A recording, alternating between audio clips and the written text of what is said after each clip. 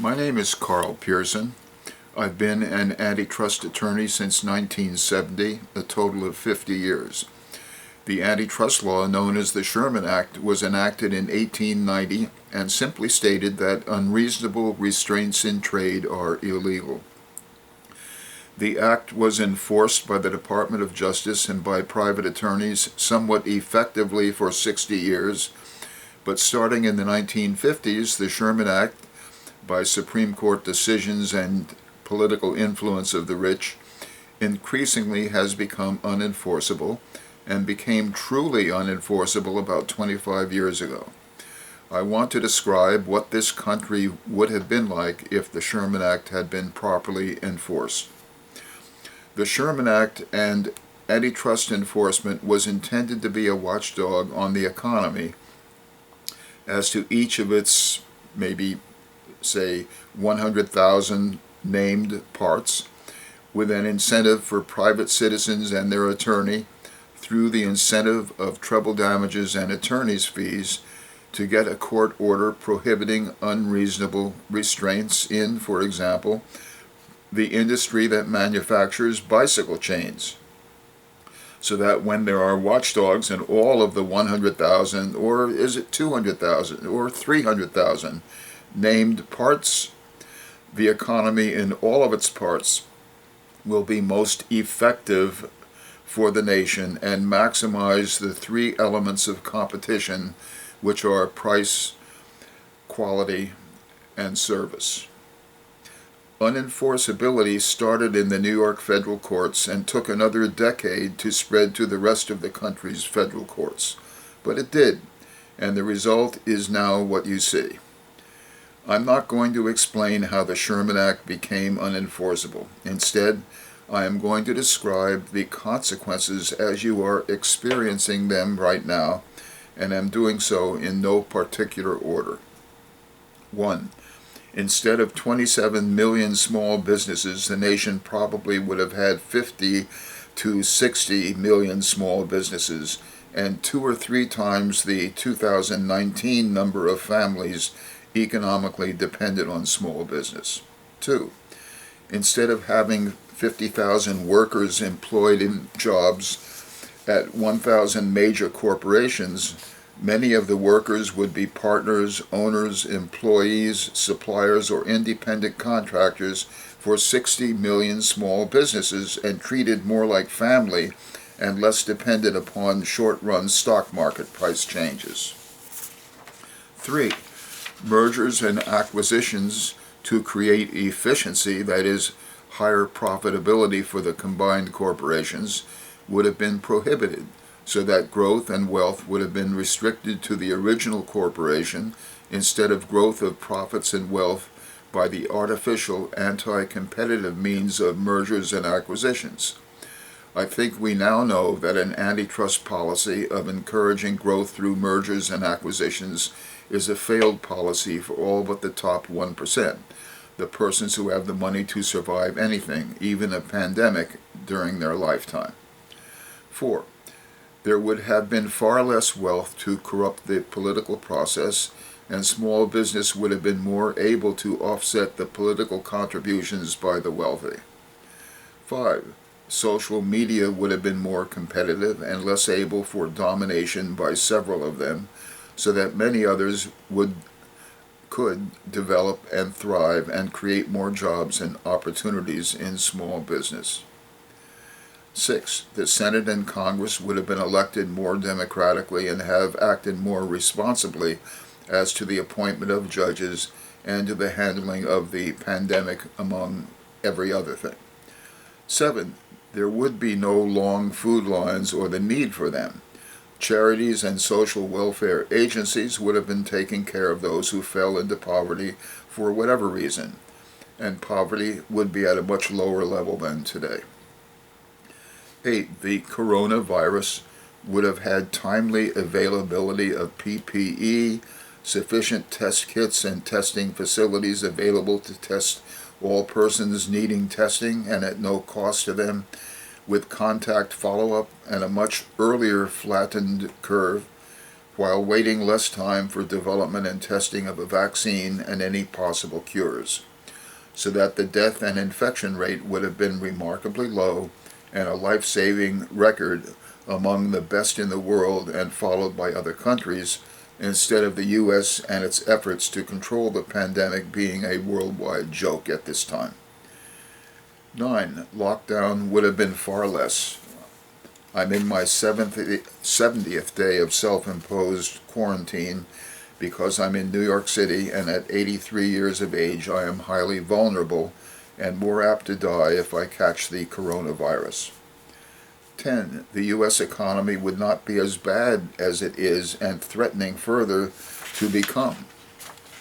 11. Congress would have acted to give relief to renters and owners of apartments, co-ops, condos, and houses for their homes, and relief to save small businesses, which would have been far more important to the economy than the much smaller large corporations that would have existed. That's the much smaller number of large corporations, and they would have been smaller as well. 12. States would already have responsibly opened up for business with far less destruction or injury to the overall economy. 13. Branch banking would not have been allowed, and the 2008 banking crisis would not have taken place, and the bailout in 2008 would not have been necessary. 14. There would not have been tax giveaways to the rich, and the tax laws would have had far fewer loopholes to shelter the rich from paying their fair share of taxes. 15. The business, that is, the sales and income of major corporations which pay no or little taxes, would have become the business, sales, and income of tax-paying smaller businesses, and as a result reduce the taxes for all of us. 16. Competition would have increased dramatically, together with a lowering of consumer prices, an increase of quality, and an improvement in service. 17. The Sarbanes-Oxley Act of 2002 would not have been needed or would not have been repealed. This act required the principal executive and financial officers of a public company to certify in their company's annual and quarterly reports that such reports are accurate and complete, and that they have established and maintained adequate internal controls for public disclosure.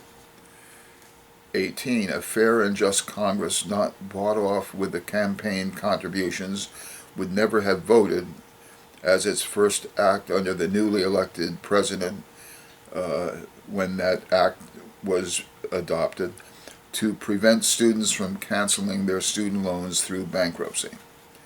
19. Statutes encouraging the transfer of U.S. jobs to other countries, such as under NAFTA, would not have been enacted, and the U.S. would not have lost its manufacturing base and jobs and know-how, and most of our manufactured products would not be coming from China, South Korea, and the like.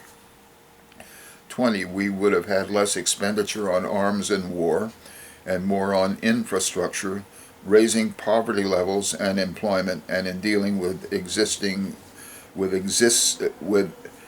existential threatening global warming. 21. Better opportunities and better schools would have resulted.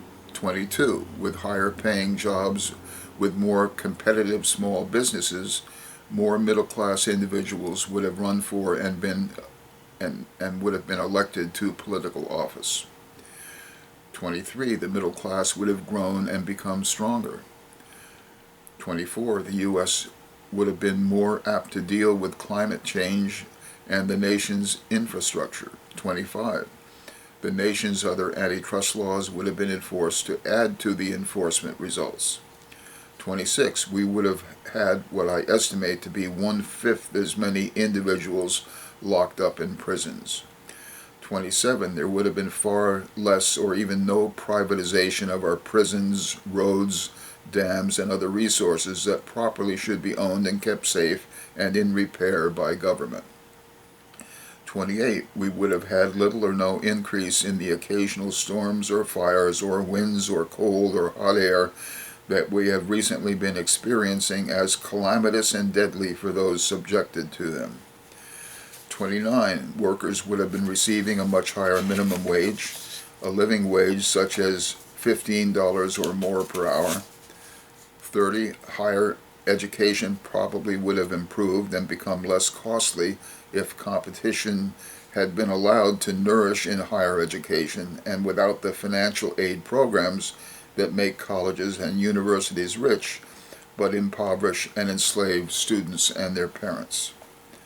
31, healthcare for most, if not all, probably would have been enacted with lower competitive prices for prescription drugs instead of the current situation where something like 100 million have no health care coverage. 32, you can fill in the rest by adding your own grievances if they are shared by many others. It is possible that they would have been reduced or eliminated as well. In summary, the nation lost its experiment in democracy by a gradual 60-year process of reducing enforcement of the Sherman Antitrust Act of 1890 to the point of non-enforceability, a boon for the rich and an outrage and total loss for the 99% for democracy and for the country. Well, I've said what I had to say, and until next time, so long.